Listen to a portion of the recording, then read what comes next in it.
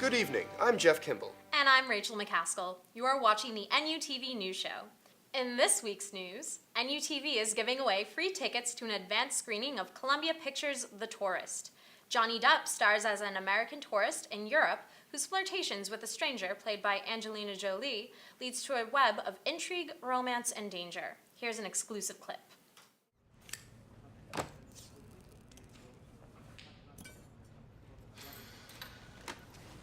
Now, you wish to report a murder?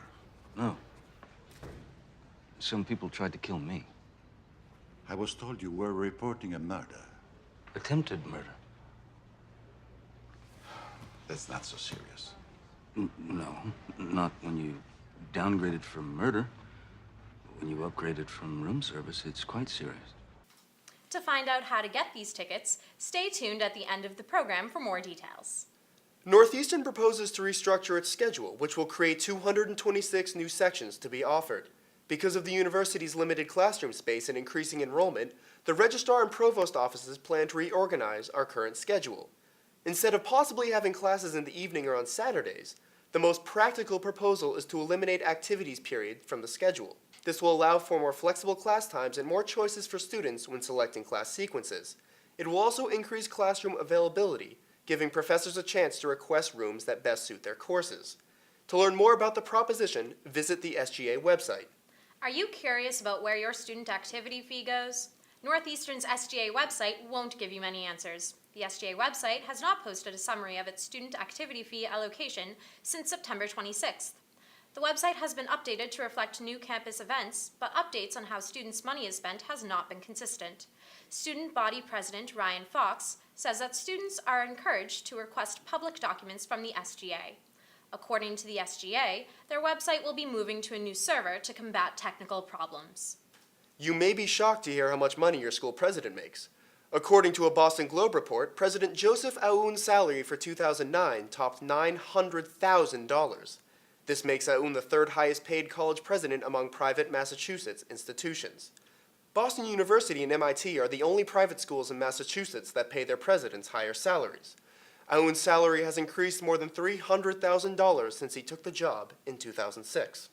During the month of November, students gathered together for one of Northeastern's biggest traditions. NUTV's Alana Matos has the details on Northeastern's annual Homecoming Week. During the month of November, Northeastern hosted its annual Homecoming Week, filled with many school-spirited activities. Events included the Meet the Court celebration, where students interacted with this year's candidates for King and Queen and Mayor of Huntington Avenue.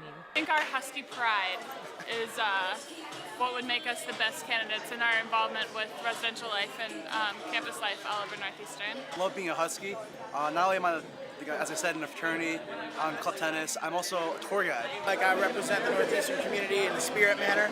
You can always find me in jerseys at games and painted red and black. There was also the Husky decorating competition, where students competed to make the best-looking statues. Going for Wizard of Oz, so eventually we're going to have a basket at his feet that has a little mini Husky in it, like Toto, but Husky version.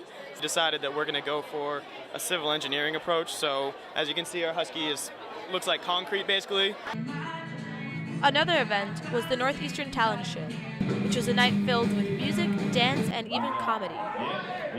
Each event heightened the immense amount of school spirit and pride that Northeastern students feel, and the energy could be felt all around the campus. But it's just been a lot of fun. I've met a lot of students in the different student groups, a lot of networking, and it's my last year, so something like that's very important to me.